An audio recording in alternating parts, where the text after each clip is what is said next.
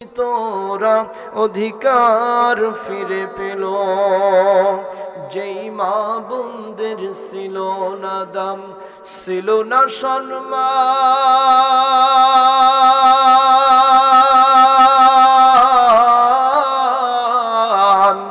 বিশ্ব নবীর আগমনে তারা সম্মান ফিরে পেল। দুঃখের কথা বলবো কি আর ওরে মুসলমান,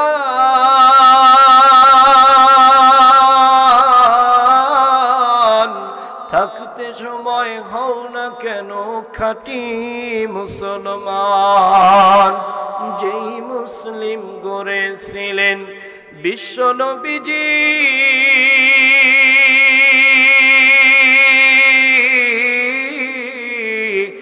নবীর হাতে গড়া মুসলিম আবু বকর সিদ্দিকী, তাহার মতো পাই না খুঁজে একটা সত্যবাদী। ওমরের মতো পাই না খুঁজে একটা বিচারপতি। সেই একই কোরআন একই হাদিস দুনিয়াতে আছে,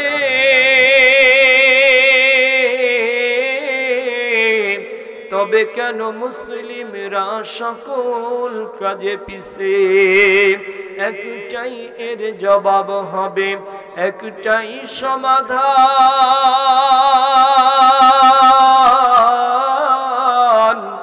মুসলিম মোরা হয়েছি ঠিকই মানি না আল কোরআন। কথা বলেন ঠিক কিনা? কোরআন যদি মেনে নিতাম এই ধরনের বুকে, মুসলিমরা মরতো না ভাই এ ধরাই ধুকে ধুকে। আল্লাহুম্মা সাল্লি আলা সাইয়্যিদিনা মাওলানা মুহাম্মদ ওয়া আলা আলি সাইয়্যিদিনা শফিআনা মুহাম্মদ। আলহামদুলিল্লাহ, সমস্ত প্রশংসা সেই মহান তাবারক তাআলার দরবারে যে আল্লাহ পাক আমাদেরকে আল্লাহর অশেষ মেহেরবানিতে আল্লাহর হুকুম সালাতুল ইশার নামাজ আদায়ের পরে এমন এক জায়গায় আসার এবং বসার সুযোগ আল্লাহ দান করলেন, যেখানে এসে বসে থাকলেও জীবনের গুনাহ মাফ হতে থাকে। সেই জান্নাতের বাগানে বসতে পেরে শুকরিয়া আদায় করি, সকলেই বলি আলহামদুলিল্লাহ। শত কোটি দরুদ ও সালাম সেই মহান মানবতার মুক্তির নবী, যিনি সাইয়্যিদুল মুরসালিন, রাহমাতুল লিল আলামিন, খাতামুন নবিয়্যিন, নবীদের নবী, সকল আম্বিয়াদের আম্বিয়া, সেই মহামানবের উপর যার আদর্শ দুনিয়ার মানুষের এবং আখিরাত ও দুনিয়ার জন্য কল্যাণকর, সেই নবীর শানে দরুদ ও সালাম সকলেই পড়ি সাল্লাল্লাহু আলাইহি ওয়াসাল্লাম। আল্লাহ রাব্বুল আলামিনের হাবিব সাল্লাল্লাহু আলাইহি ওয়াসাল্লাম একদিন বলতেছেন যে আমি পূর্ব দিক থেকে বিজয়ের সুঘ্রাণ পাচ্ছি। আর সেই সাহাবায়ে কেরাম বললেন, ইয়া রাসূলুল্লাহ, ইয়া হাবিবাল্লাহ, কি ধরনের বিজয়ের সুঘ্রাণ? বলে, যে বিজয়ের সুঘ্রাণ আমি পাচ্ছি, সেই বিজয় যখন হবে তখন দুনিয়ায় আমি থাকব না। তাহলে কি বিজয়? বলে, সেটার নাম হলো গাজওয়াতুল হিন্দ। জোরে বলেন আল্লাহু আকবার। আল্লাহর হাবিব জানিয়ে দিলেন, ও দুনিয়ার মানুষ, এমন সময় আসবে, আল্লাহ কোরআনুল কারীমের মধ্যে বলেছেন, ইন্নাল মুশরিকিনা নাজাসুন, নিশ্চয় যারা বিজাতি, যারা মুশরিক, তারা হলো নাপাক।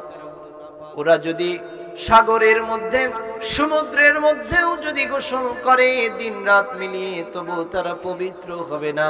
কারণ যার অন্তরের ভিতরে আল্লাহ পাকের প্রতি ঈমান নাই, আল্লাহ তার বিষয়ে এইভাবে বলে দিলেন যে সে হলো নাপাক। সে যত বড়ই সুন্দর দামি পোশাক পরুক না কেন, সে আল্লাহর ঘোষণা অনুযায়ী নাপাক। আর আল্লাহর হাবিব বললেন, গাজওয়াতুল হিন্দ নামের একটি যুদ্ধ হবে, যেটা হবে মুশরিকদের সঙ্গে আর মুসলমানের যুদ্ধ। এই যুদ্ধে আল্লাহ রাব্বুল আলামিনের নবীর উম্মত তিন ভাগে বিভক্ত হয়ে যাবে।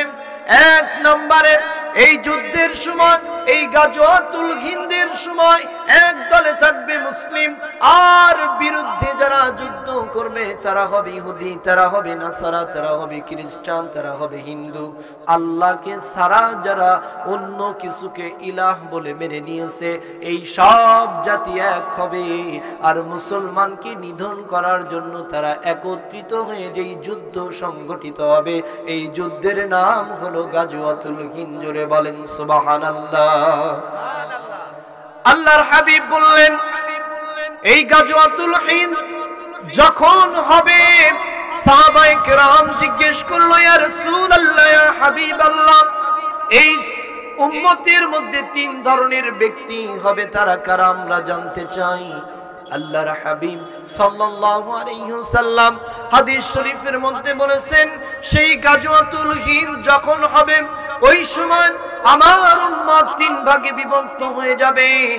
এক নম্বরে এই যুদ্ধ দেখে কিছু আমার উম্মতের তিন ভাগের এক ভাগ তারা পলায়ন করবে। জোরে বলেন নাউজুবিল্লাহ। তারা কি করবে? পলায়ন করবে, যে লোক সংখ্যায় আমরা কম, আর সমস্ত ইহুদি, নাসারা, খ্রিস্টান, হিন্দু সকল বিজাতি এক হয়ে গিয়েছে, তাদের সঙ্গে তো আমরা পারবো না, সুতরাং আমরা একদিকে সাইড হয়ে যাই, এই যুদ্ধে গিয়ে আমাদের জীবন আমরা দিতে পারবো না। তারা এই চিন্তা করে গাজওয়াতুল হিন্দ থেকে তারা সরে যাবে। আর আল্লাহ রাব্বুল আলামিনের হাবিব বলেন, দ্বিতীয় এক দল যারা কিনা যুদ্ধ করতে করতে জীবনটা পর্যন্ত দিয়ে দিবে। আর হাদিস শরীফে এমন এসেছে যে গোটা দুনিয়ার উপরে মুসলমানের রক্ত দিয়ে এভাবে টাকনু পর্যন্ত রক্তে পা আটকে যাবে, জুতা আটকে যাবে, এমন ভয়ানক অবস্থা সেই দিন হবে। সেই গাজওয়াতুল হিন্দের দিন এমন অবস্থা হবে, মুসলিমদের তিন ভাগের এক ভাগ পালিয়ে যাবে, আর এক ভাগ অবশিষ্ট এরা এই যুদ্ধের ভিতরে শহীদ হয়ে যাবে। আল্লাহ রাসূলের কথা শুনে সাহাবায়ে কেরাম বললেন, ইয়া রাসূলুল্লাহ, ইয়া হাবিবাল্লাহ, যারা শহীদ হয়ে গেল এদের কি অবস্থা হবে? আল্লাহর হাবিব সাল্লাল্লাহু আলাইহি ওয়াসাল্লাম বললেন, যারা শহীদ হয়ে গিয়েছে আল্লাহ পাক তাদেরকে বিনা হিসাবে জান্নাত নসিব করবে। বলেন সুবহানাল্লাহ। তাদের কোনো চিন্তা নাই, তারা রক্ত দেওয়ার কারণে, জীবন দেওয়ার কারণে তাদেরকে শহীদ করে আল্লাহ পাক জান্নাতে স্থান দিবেন। এই তিন ভাগের আর বাঁচে আরেক ভাগ, এই এক ভাগের উপর দিয়েও আল্লাহ মুসলমানদেরকে বিজয় দিয়ে মুসলমান তখন গোটা দুনিয়ার রাজত্ব করবে। বলেন আল্লাহু আকবার। তাহলে আল্লাহর কি মহিমা! আল্লাহর হাবিব সাল্লাল্লাহু আলাইহি ওয়াসাল্লাম বলেছেন, যেই গাজওয়াতুল হিন্দের মুসলমানের মধ্যে তিন ভাগ হয়ে যাবে, এক ভাগ মুসলমান যারা কিনা তাদের ঈমান দুর্বল থাকার কারণে তারা পলায়ন করবে, পালিয়ে চলে যাবে। দ্বিতীয় নাম্বার ভাগ মুসলমান, তারা যুদ্ধ করেন, রক্ত দিবেন, জীবন দিবেন, মুসলমানের এই পায়ের টাকনু পর্যন্ত রক্তে পা আটকে যাবে জমিনে, এমন অবস্থা সেই দিন হবে। এই মুসলমানরা সেই দিন রক্ত দেওয়ার কারণে তারা হবে শহীদ, আর এক ভাগ বেঁচে থাকবেন। এই এক ভাগ মুসলমানের উপরে আল্লাহ বিজয় দান করবেন। বিজয় হওয়ার পরে এই মুসলমানগুলো গাজীর সম্মান নিয়ে দুনিয়ায় বেঁচে থাকবে। আমার আল্লাহ বোঝাতে চাচ্ছেন, ও দুনিয়ার মানুষ, যারা কিনা ওই এক ভাগ হবে তাদের অন্তরটা, তাদের বক্ষটা মাপলে হয়তো তোমার চাইতে কম হবে, কিন্তু ভিতরের ঈমানটা এত বেশি যার কারণে সে ওই যুদ্ধের ময়দানে পিছপা হয় নাই। জোরে বলেন সুবহানাল্লাহ। আমি তেমনই একটি সূরা তেলাওয়াত করেছি, যেই সূরাটির নাম হলো আলাম নাশরাহ। 30তম পারা, 94তম সূরা। আর এই সূরা কোরআনুল কারীমের সিরিয়াল অনুযায়ী 94তম সূরা। কততম বলেন? 94তম সূরা। কততম পারায় আছে? 30 নম্বর পারায় 94তম সূরা। আর এটা মাসহাবে উসমানী, হযরত উসমান রাদিয়াল্লাহু তাআলা যখন সিরিয়াল করে সাজিয়েছিলেন, সেই সিরিয়ালে এই সূরার স্থান হলো 12তম। জোরে বলেন সুবহানাল্লাহ। এই সূরাটি তখন নাজিল হয় যখন কিনা আল্লাহ রাব্বুল আলামিনের নবী মক্কার জমিনে মুসলমানদেরকে দ্বীনের পথে আহ্বান করতেছিলেন, মুসলমানগুলি আসতেছিলেন ইসলামের প্রাথমিক যুগে। ইকরা বিসমি রাব্বিকাল্লাযী খলাক সূরা আলাক নাজিল হলো, তারপর আরেকটা, এভাবে করে 12তম নম্বরে নাজিল হয়েছে। অর্থাৎ নাজিলের ধারাবাহিকতায় এই সূরা আলাম নাশরাহ হলো 12তম নম্বর। জোরে বলেন কততম? কিন্তু কোরআনুল কারীমের মধ্যে যদি আমরা খুঁজি, এর ক্রমিক নাম্বার হলো 94তম। কততম? এই 94তম সূরা আলাম নাশরাহ। এই আলাম নাশরাহ অর্থ বক্ষ বিদীর্ণকরণ। আলাম নাশরাহ মানে বক্ষ বিদীর্ণকরণ, অর্থাৎ বক্ষ মানে যার খাঁটি বাংলা হচ্ছে বুক। বক্ষ মানে কি? বুক। আর বিদীর্ণকরণ অর্থাৎ প্রশস্ত করা, বুককে চিরে ফেলা, অপারেশন করা, ছিনা চাক করা যাকে বলা হয়। আল্লাহ রাব্বুল আলামিনের হাবিব তার রাসূল সাল্লাল্লাহু আলাইহি ওয়াসাল্লামের বক্ষটা ঈমানের জন্য, হেদায়েতের জন্য, নিয়ামতের জন্য, স্নেহের জন্য, ভালোবাসার জন্য এত উজাড় করে দিয়েছিলেন। সেই উজাড় করার কারণে আল্লাহ পাক একটা সূরাই নাজিল করে দিলেন। জোরে বলেন সুবহানাল্লাহ। আজ আমাদের বুকের ভিতরে হীনমন্যতায় ভুগি, আমরা একজন আরেকজনের প্রতি ভালোবাসা, আন্তরিকতা দেখাতে পারি না। জোরে বলেন ঠিক কিনা? আন্তরিকতা আমরা দেখাতে পারি না। কিন্তু সেই গাজওয়াতুল হিন্দের কথা লক্ষ্য করুন, যেই সময়ের 3 ভাগ মুসলমানের ভিতরে 1 ভাগ মুসলমান শহীদ হলেন, আরেক ভাগ মুসলমানের উপর আল্লাহ বিজয় দান করলেন, আরেক ভাগ মুসলমান ওখান থেকে পালায়ন করে তাদের জীবন বাঁচালেন। কিন্তু জীবন বাঁচায় লাভ কি? ঈমান তারা বাঁচাতে পারলো না। যারা পালিয়ে গেল তাদের বেঈমান অবস্থায় মৃত্যু হলো, আর যারা শহীদ হলো তাদের জন্য আল্লাহর জান্নাত। আর যারা গাজী হয়ে বেঁচে রইল, আল্লাহর হাবিব বললেন তাদেরকে আল্লাহ রাব্বুল আলামিন এই গাজী অবস্থায় বাঁচায় রাখবে এবং ঈমানের সাথে মৃত্যু দিয়ে তাদেরকেও আল্লাহ জান্নাত দিবেন। জোরে বলেন সুবহানাল্লাহ। শোনো দুনিয়ার মুসলমান, আজ আমরা গাজওয়াতুল হিন্দ থেকে আমাদের এই ওয়াদা করতে হবে, শপথ করতে হবে, এই দুনিয়ার জমিনে আজ আমার মুসলমান ভাইয়ের সঙ্গে কোনো দ্বন্দ্ব নাই। দলের ভেদাভেদ ভুলে যেতে হবে, তরিকার ভেদাভেদ ভুলে যেতে হবে, সংগঠনের ভেদাভেদ ভুলে যেতে হবে। যে মুসলমান সে আমার ভাই, এই বাক্যে আগিয়ে যেতে হবে। যাওয়ার পরে যখন হিন্দু আমার সম্মুখে আসবে, আল্লাহর জন্য কাউকে ভালোবাসি, কারোর উপর যদি আমার রাগ থাকে, ক্ষোভ থাকে, ওটা আল্লাহর জন্য হতে হবে। যখন এই ইরাদা করে মুসলমান চলবে, যেই মুসলমান কিনা বীরের জাতি, যেই মুসলমান কিনা হযরত উমরের উত্তরসূরি, যেই মুসলমান হযরত শাহজালালের উত্তরসূরি, সেই মুসলমান আজ যদি এমন ইরাদা করে চলতে পারে, আবারও এই গোটা দুনিয়ার শাসন আল্লাহ মুসলমানের হাতে দেবে। বলেন আল্লাহু আকবার। আল্লাহ পাক সূরা নাজিল করলেন, সেই সূরার নাম হলো আলাম নাশরাহ। জোরে বলেন কি? সূরার নাম হলো আলাম নাশরাহ। এই আলাম নাশরাহ সূরা আল্লাহ রাব্বুল আলামিন নাজিল করলেন আল্লাহর হাবিবের শানে। আল্লাহর হাবিব এরকম বলতেছেন যে, ওগো আল্লাহ রাব্বুল আলামিন, ইহুদি, নাসারা, খ্রিস্টান এরা দুনিয়া ভরপুর, আর এরা আমাদেরকে লাঞ্ছিত করে, অপমানিত করে। এ বিষয়ে আল্লাহ আপনার দয়া, আপনার সাহায্য, আল্লাহ আপনি কি করতেছেন? আল্লাহ রাব্বুল আলামিন আল্লাহ রসুলের বক্ষকে এমন ভাবে প্রশস্ত করে দিলেন যে আল্লাহ রাব্বুল আলামিনের নবী এমন বুক ভরা আশা নিয়ে সাহাবায়ে কেরামের মাঝে দাওয়াত নিয়ে, আহ্বান নিয়ে ছড়িয়ে পড়লেন যে যেই সাহাবায়ে কেরাম গুলো আল্লাহ রাব্বুল আলামিনের দুনিয়ার উপরে ঠিকমতো খানাও 3 ওয়াক্ত পেত না, সেই সাহাবায়ে কেরাম ইসলামের জন্য জীবন দেওয়ার জন্য তৈরি হয়ে যায়। জোরে বলেন সুবহানাল্লাহ। আল্লাহ রাব্বুল আলামিনের নবী সাল্লাল্লাহু আলাইহি ওয়াসাল্লামকে উদ্দেশ্য করে আল্লাহ পাক বললেন, হে আমার নবী, আমি কি আপনার বক্ষকে আমি প্রশস্ত করে দেই নাই, আমি কি নিয়ামত দ্বারা ভরপুর করে দেই নাই। অর্থাৎ আল্লাহ তাআলা এটা বোঝাতে চাচ্ছেন, ও আমার প্রাণের রাসূল, ও আমার নবী, ও আমার বন্ধু, আমি আপনার এই দেহটাকে, আপনার এই বক্ষটাকে, বুকটাকে আমি এত সুন্দর রহমত, নিয়ামত আর হেদায়েত দিয়ে ভরপুর করে দিয়েছি, প্রশস্ত করে দিয়েছি। আপনার এই বক্ষটা আমি অপারেশন করেছি। অপারেশন করার পর আপনার বক্ষের ভিতরে যত হিংসা বিদ্বেষের রক্তের পিণ্ড ছিল, ওটা বের করে আমি পূর্ণ হেদায়েত আর নিয়ামত দিয়ে ভরপুর করেছি। বলেন সুবহানাল্লাহ।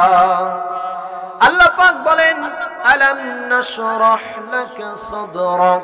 আল্লাহ বলতেছেন, হে রাসূল, আমি কি আপনার বক্ষকে প্রশস্তকরণ করে দেই নাই?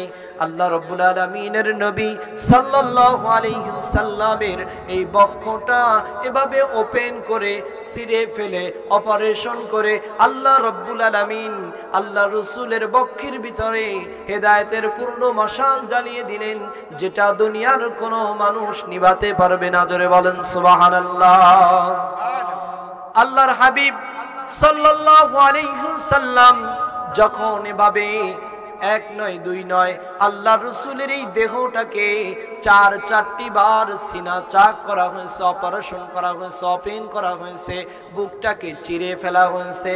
আজ আমরা দুনিয়ার জমিনে আমার আপনার পেটের মধ্যে যদি কোনো লিভার খারাপ হয়ে যায়, কিডনি খারাপ হয়ে যায়, বা আমার পেটের মধ্যে, বুকের মধ্যে কোনো পাসপাতি নষ্ট হয়ে যায়, এর জন্য আজ আমরা আমাদের বুকটাকে ডাক্তারের মাধ্যমে ফেরে ফেলি। কোন ঠিক কিনা? এই থিওরি ডাক্তার কোথায় পেয়েছে? ডাক্তার তো আগে জানতো না যে এই পেট ফেরে মানুষের ভিতরের সমস্যা থাকলে সুস্থ করা যেত। যারা মুরব্বী আছেন তাদেরকে জিজ্ঞাসা করেন, পূর্বে কোনোদিন তারা শুনে নাই যে সিজার করে সন্তান হয়। কথা বলেন ঠিক কিনা? সিজার করে সন্তান হয় এই থিওরি মানুষের মাথায় ছিল না। আর আজকে সিজার করে সন্তান তোলা হচ্ছে। তারা বিজ্ঞান যত উন্নত হচ্ছে, কোরআন তত আল্লাহ রাব্বুল আলামিনের দুনিয়ার জমিনে প্রতিষ্ঠিত সহজ হচ্ছে। জোরে বলেন সুবহানাল্লাহ। কিন্তু এই মা বোনদের সিজারের সিস্টেমটা তো ছিল না। আর সিজার সিস্টেম করা মানে একটা মা বোনকে শহীদ অথবা গাজীর পথ থেকে তাকে ফিরায় আনা। দুনিয়ায় কি কেউ চিরদিন বেঁচে থাকে বলেন? সিজার করলেই কি সারা জীবন বেঁচে থাকবে? আপনি গবেষণা করে দেখবেন, আপনি গণনা করে দেখবেন যে কোনো ডাক্তারের স্ত্রী সিজার করা আছে কিনা, খুঁজে পাবেন না। ডাক্তারের স্ত্রীর সিজার করা নেই, অথচ আপনার স্ত্রী, আমার স্ত্রী বা আরো অনেকের স্ত্রী, তাদের স্ত্রীর বাচ্চা পেটে আসার সঙ্গে সঙ্গেই সিজার করার জন্য ডাক্তার উতলা হয়ে যায়। জোরে বলেন ঠিক কিনা? কিন্তু আল্লাহর হাবিব সাল্লাল্লাহু আলাইহি ওয়াসাল্লাম এভাবে সাহাবায়ে কেরামকে নিয়ে বসে কোরআন আর হাদিসের কথা বলতেছেন। মাঝখানকে পর্দার আড়াল থেকে মা আয়েশা রাদিয়াল্লাহু তাআলা কথাগুলো শুনলেন। জিহাদের আলোচনা চলতেছিল। আল্লাহর নবী আলোচনা শেষে পর্দার ভিতরে হুজরা খানায় আসলেন। এবার আল্লাহর নবীর বিবি হযরত আয়েশা রাদিয়াল্লাহু তাআলা বলতেছেন, ইয়া রাসূলুল্লাহ, ইয়া হাবিবাল্লাহ, যুদ্ধের এত ফজিলতের বর্ণনা আপনি করলেন, আর যুদ্ধে যাবে যারা তাদের এই ফজিলত হবে আপনি বর্ণনা করলেন। আমি শুনতে চাই, এই যুদ্ধে তো নারীরাও যেতে পারে, নারীদের বিষয়ে কেন আপনি এভাবে তাগিদ দিয়ে বললেন না? এটা আমি জানতে চাই। আল্লাহর হাবিব বললেন, শোনো রে আয়েশা, যুদ্ধের ময়দানে পুরুষরাই অগ্রাধিকার, নারীদের যুদ্ধের ময়দানে যাওয়ার কোনো প্রয়োজন নাই শহীদ হওয়ার জন্য অথবা গাজী হওয়ার জন্য। ও আয়েশা, তুমি হলো সমস্ত উম্মুল মুমিনিন, সমস্ত মুমিনদের মা। জোরে বলেন আল্লাহু আকবার। মুমিনদের মা কে? জোরে বলেন আম্মা জান আয়েশা রাদিয়াল্লাহু তাআলা। আল্লাহর হাবিব বলতেছেন, ও আয়েশা শোনো শোনো, তুমি সমস্ত মুমিনদেরকে, সমস্ত মুমিনাতদেরকে তুমি জানিয়ে দাও যে আল্লাহ রাব্বুল আলামিনের হাবিবে কথা বলেছেন, কোন মহিলা যদি যুদ্ধের ময়দানে গিয়ে শহীদ অথবা গাজী হতে চায়, তাহলে তাকে যুদ্ধের ময়দানে যাওয়ার কোনো প্রয়োজন নাই। কোন পুরুষ যদি শহীদ হতে চায় যুদ্ধের ময়দানে যেতে হবে, আবার গাজী হতে চাইলে যুদ্ধের ময়দান থেকে বিজয়ী হয়ে ফিরে আসতে হবে, তবেই তাকে শহীদ অথবা গাজী বলা হবে। কিন্তু কোন মা, কোন নারী, কোন মহিলা যদি এই সম্মান দুনিয়ার উপরে পেতে চান, শুনে নাও রে আয়েশা, তুমি দুনিয়ার মানুষগুলোকে জানায় দাও, এই নারীরা যেন সন্তানটা যখন গর্ভের ভিতরে ধরবে, ওই সন্তানটা গর্ভে 9 মাস ধরে রাখবে, 10 মাস ধরে রাখবে, ওই 9-10 মাস যুদ্ধ করার সওয়াব আল্লাহ দিবে। জোরে বলেন সুবহানাল্লাহ। সম্মানিতা মা বোনেরা, পর্দার আড়াল থেকে কান লাগান। আল্লাহ রাব্বুল আলামিনের হাবিব জানায় দিলেন, ও আয়েশা শুনে নাও, শুনে নাও, এই থিওরিটা তুমি সমস্ত মুমিনাতদেরকে জানিয়ে দাও, তারা যুদ্ধের ময়দানে গিয়ে শহীদ হওয়ার কোনো দরকার নাই, বরং তারা যেই গর্ভে সন্তানটা ধারণ করেছে তাদের সম্মানটা বেশি। তারা মায়ের জাতি, তারা এত সম্মানিত ব্যক্তি। আমার পায়ের নিচে আপনি খোঁজেন পাবেন মাটি, আপনার পায়ের নিচে খোঁজেন পাবেন মাটি। দুনিয়ার যত এমপি হোক, মন্ত্রী হোক, মিনিস্টার হোক, যত বড় দুনিয়ার দামি মানুষ হোক না কেন, তার পায়ের নিচে খুঁজলে পাবেন মাটি আর মাটি। কিন্তু আল্লাহ রাসূল বলেছেন, মায়ের পায়ের নিচে সন্তানের জান্নাত। মায়ের পায়ের নিচে আল্লাহর হাবিব বললেন জান্নাত। সেই মার বিষয়ে আল্লাহর হাবিব বলেছেন যে ওই মায়ের গর্ভের ভিতরে যখন সন্তান চলে আসে, এই সন্তানটাকে গর্ভে ধারণ করে 9 মাস 10 মাস যতদিন যায়, এই এতদিন সময় ধরে যুদ্ধের ময়দানে থাকলে যেই কষ্ট আর যেই সওয়াব আল্লাহ দিবে, ওই সওয়াবটা আল্লাহ দিয়ে দেয়। বলেন সুবহানাল্লাহ। ও আয়েশা, শুধু তাই নয়, এই মা যদি, এই মহিলা যদি, এই নারী এই সন্তানটা দুনিয়ায় ভূমিষ্ঠ করার সময় যদি সে মারা যায়, তাহলে তাকে যুদ্ধের ময়দানে মারা গেলে যেমন শহীদ বলা হয়, তেমন এই মাকে আল্লাহ শহীদের মর্যাদা দিয়ে দেয়। বলেন সুবহানাল্লাহ। কোন মা, কোন বোন, কোন নারী যদি এই সন্তানটা ভূমিষ্ঠ করে সুন্দরভাবে সফল হয়, তাহলে ওই মাকে, ওই নারীকে আল্লাহ পাক গাজীর সম্মান দিয়ে দুনিয়ায় বাঁচায় রাখে। সে ঈমানের উপরে অটল থাকলে আল্লাহ কাল কিয়ামতের ময়দানে তাকে গাজীর কাতারে দাঁড়ায়া জান্নাত দিয়ে দেবে। বলেন সুবহানাল্লাহ। তাহলে আল্লাহ পাকের নবী সাল্লাল্লাহু আলাইহি ওয়াসাল্লামের বুকটা চিরে ফেলা হলো, ফেরে ফেলা হলো, ওপেন করা হলো, অপারেশন করা হলো, খুলে ফেলা হলো। কেন? আল্লাহ রাব্বুল আলামিনের হাবিব হলো দুনিয়ার সর্বশ্রেষ্ঠ মহামানব। তার মনের ভিতরে আমার আপনার মতো লোভ, লালসা, অহংকার, হিংসা, বিদ্বেষ থাকলে তিনি গোটা দুনিয়ার মানুষের কাছে নবী হতে পারবে না। জোরে বলেন ঠিক কিনা? সেই জন্য আল্লাহ পাক আল্লাহ রাসূলকে অপারেশন করে প্রত্যেকটা মানুষের ভিতরে শয়তান বসে থাকার মতো একটা জায়গা আছে, সেই জায়গাটা আল্লাহ রাব্বুল আলামিনের হাবিব আল্লাহ রাসূলের এই দেহ মুবারক থেকে, আল্লাহ রাসূলের বুক মুবারক থেকে অপারেশন করে ওটা বের করে দিয়েছে। জোরে বলেন সুবহানাল্লাহ। আল্লাহ পাকের নবীর এই সিনাটা চাক হয়েছে, অপারেশন হয়েছে 4 বার। জোরে বলেন কয়বার? 4 বার আল্লাহ পাকের নবীর এই সিনাকে চাক করা হয়েছে। প্রথম যখন আল্লাহ পাকের নবী মা হালিমাতুস সাদিয়ার বাড়িতে যখন তিনি পালিত হচ্ছিলেন, ছোট্ট ছোট্ট ছেলেদের সঙ্গে খেলাধুলায় মগ্ন থাকেন। আল্লাহর নবী, শিশু নবী হযরত মুহাম্মদ সাল্লাল্লাহু আলাইহি ওয়াসাল্লাম, সমস্ত শিশুরা পাহাড়ের পাদদেশে খেলায় বড় ব্যস্ত। আর আল্লাহর নবী বসে কি যেন ভাবে, হঠাৎ একজন আগন্তুক আসলেন, যার নাম হলো হযরতে জিবরাইল আলাইহিস সালাম। হযরতে জিবরাইল আলাইহিস সালাম চলে আসলেন। আসার পরে শিশু মুহাম্মদ, এভাবে তাফসীরের মধ্যে এসেছে 4 অথবা 5 বছর বয়সের সময় আল্লাহর নবী সাল্লাল্লাহু আলাইহি সাল্লামকে পাহাড়ের পাদদেশে এভাবে শোয়ায়া তারপরে তার বুকটা চিরে ফেলা হলো। আল্লাহর নবীর দুধ ভাই হালিমাতুস সাদিয়ার আরেকটা সন্তান, এই সন্তান দৌড়ে চলে গেল মায়ের কাছে। ওগো মা, আমার ভাই মুহাম্মদ দেখো কে যেন বা কারা এসে আল্লাহ রাসূলের অর্থাৎ আব্দুল্লাহর ছেলে মুহাম্মদের বুকটা চিরে ফেলেছে, আল্লাহ রাসূলকে মেরে ফেলেছে, আব্দুল্লাহর ছেলে মুহাম্মদকে মেরে ফেলেছে। মা দৌড়ে চলো। এদিকে হালিমাতুস সাদিয়া দৌড়ে গেলেন। হালিমাতুস সাদিয়া গিয়ে দেখেন আল্লাহ রাব্বুল আলামিনের নবী সুন্দরভাবে বসে আছে, আর তার মধ্য দিয়ে আল্লাহর নবীর বুকটাকে ছিঁড়ে এই বুকের মধ্য থেকে আল্লাহ রাব্বুল আলামিন কলটাকে বের করে দিয়ে জমজমের পানি দিয়ে ধৌত করে আল্লাহ রাব্বুল আলামিন আবার ওইখানে লাগায় দিয়ে আল্লাহর ফেরেশতারা সুন্দর করে আবার মলিন মসৃণ করে সেট করে দিয়েছে, যে বুক কাটার পরে পেট কাটার পরে যেই দৃশ্যটা সেলাই করা ওটা দাগ সহজে মুছে না, কিন্তু আল্লাহর হাবিবের দাগ সঙ্গে সঙ্গে আগের মতো হয়ে যায়। জোরে বলেন সুবহানাল্লাহ। মা হালিমাতুস সাদিয়া বুঝতে পারলেন না কি হয়ে গিয়েছে এখানে। দেখলেন আব্দুল্লাহর ছেলে মুহাম্মদ বসে আছে।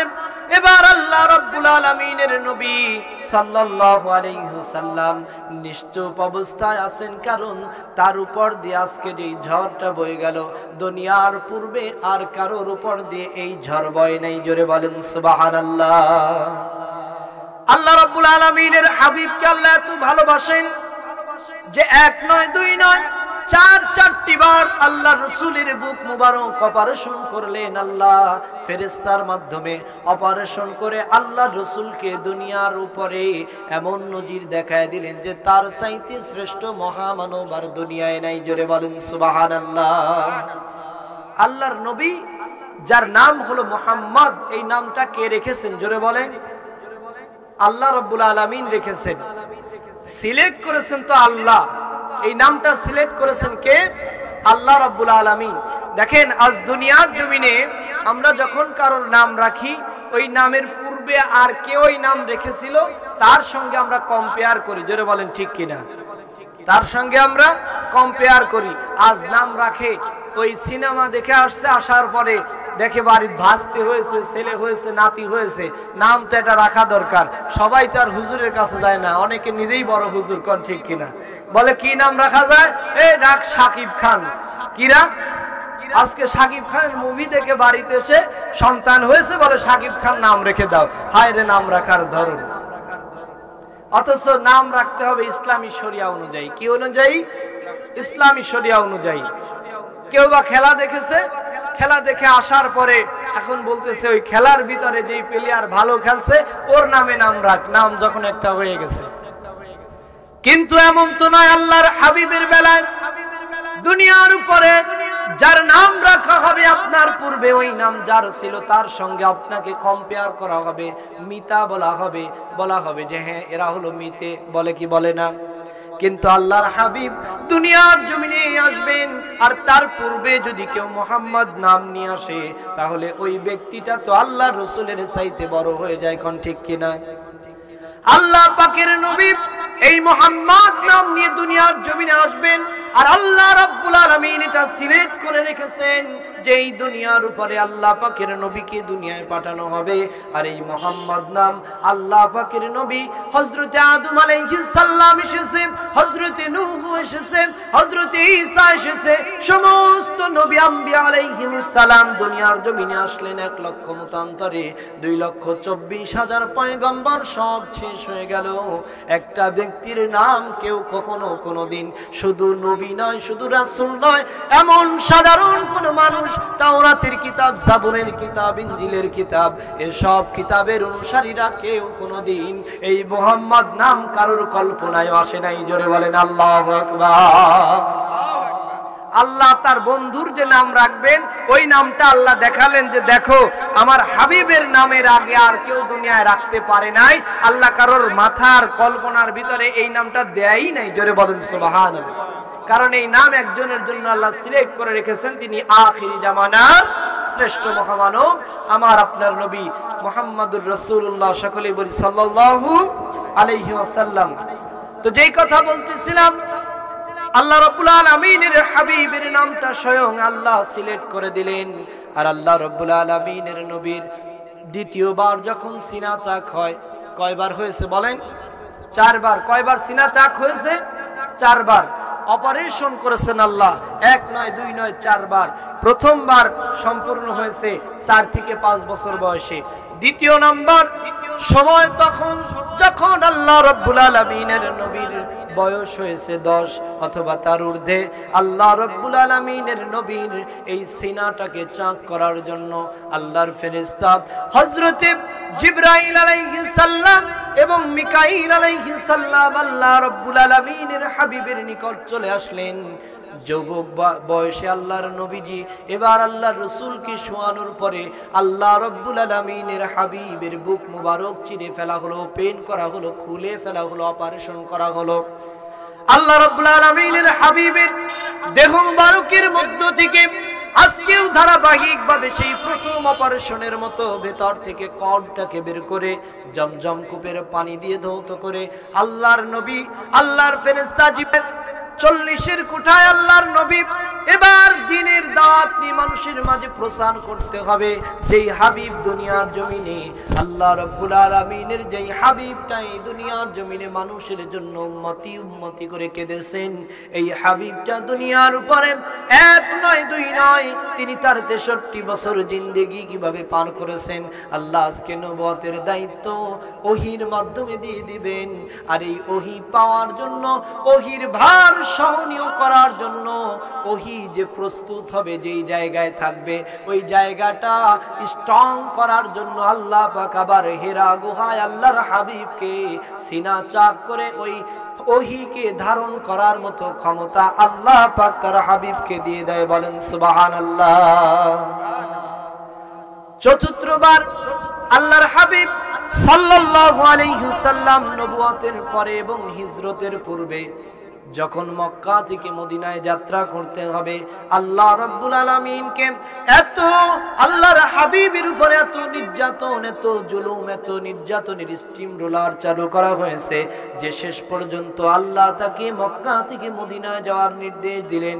আর এই মক্কা থেকে মদিনায় যেন যেতে না পারেন, আল্লাহর হাবিবকে মক্কায় শেষ করে দেওয়ার ষড়যন্ত্র করতে লাগলো। সেই ষড়যন্ত্র করার একটা সংবিধান ছিল, একটা সংসদ ছিল, সেটা হলো কাফের মুশরিকদের সংগঠন, কাফের মুশরিকদের সেই সংসদ যার নাম হলো দারুন নদওয়া নামক বৈঠকখানা। ওই বৈঠকখানায় প্রধান ছিল আবু জাহেল, ওইখানে ছিল উতবা, ওইখানে ছিল সাইবা, ওইখানে এই সমস্ত বড় বড় কাফের মুশরিকরা তারা আলোচনা করলো যে আজকে আব্দুল্লাহর ছেলে মুহাম্মদকে কিভাবে হত্যা করা যায়। কারণ এই আব্দুল্লাহর ছেলে মুহাম্মদকে হত্যার জন্য আমরা যখন পাঠিয়ে দিলাম উমর রাদিয়াল্লাহু তাআলাকে, কিন্তু উমর তো তাকে হত্যা না করে আগ্রহ তার কাছে কালেমা পড়ে মুসলমান হয়েছে। জোরে বলেন সুবহানাল্লাহ। আল্লাহ রাসূল এমন পরশ পাথর হয়ে গিয়েছেন যে তার সংস্পর্শে যে আসে সে সোনা হয়ে যায়। জোরে বলেন সুবহানাল্লাহ। তার সংস্পর্শে যে আসে সে সোনা হয়ে যায়। আল্লাহর নবীর সাহাবী হযরত উমরের এই যোগ্যতা ছিল না যে অর্ধজাহান হযরত উমর শাসন করবে। জোরে বলেন ঠিক কিনা? আল্লাহর নবীর সাহাবী একদিন বসে বসে ভাবতেছেন যে হায় রে, একাই হাসে। সাহাবায়ে কেরাম বলে, ইয়া আমিরুল মুমিনিন আপনি হাসেন কেন?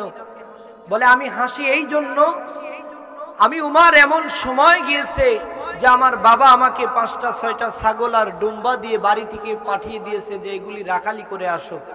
পাহাড়ের পাদদেশে রাখালি করার জন্য গিয়েছি, ওখানে রাখালি করতে গিয়ে একটা শ্রীগলে টেনে নিয়ে চলে গেছে, একটা সিংহে টেনে নিয়ে চলে গেছে, একটা বাঘে টেনে নিয়ে চলে গেছে। ওই 5-6টা ছাগলের রাখালি আমি ঠিক মতো করতে পারি নাই, যার কারণে বাড়িতে আসলে আবার বাবার তারা খেয়ে পিঠা খেয়ে বাড়িতে পর্যন্ত থাকতে পারতাম না। কিন্তু সেই উমর যখন আল্লাহ রাসূলের সংস্পর্শে জীবনটাকে সুপে দিলেন, সেই সময় আল্লাহ এমন ভাবে কবুল করে নিয়েছেন যে এই উমর এখন শুধু 5টা 6টা ছাগলের রাখালি নয়, বরং 5 জন 10 জন মানুষের রাখালি নয়, এই জাহানের অর্ধ জাহান খেলাফত আল্লাহ দিয়ে অর্ধ জাহানের রাখালি আমাকে দ্বারা করায়। জোরে বলেন আল্লাহু আকবার। এই অর্ধ জাহানের রাখালি আল্লাহ পাক আমাকে দিয়ে করাচ্ছেন। সুতরাং এই যোগ্যতা ওমরের ভিতরে ছিল না। আল্লাহ রাসূল হলো পরশ পাথর, যার পরশে যে কোনো ব্যক্তি আসলে, রাখাল আসলে সে আমির হয়ে যায়, এভাবে দাস আসলে সে এভাবে গোলাম থেকে মুক্ত হয়ে আল্লাহ রাব্বুল আলামিনের দুনিয়ার জমিনে শ্রেষ্ঠ মুয়াজ্জিনে পরিণত হয়ে যায়। জোরে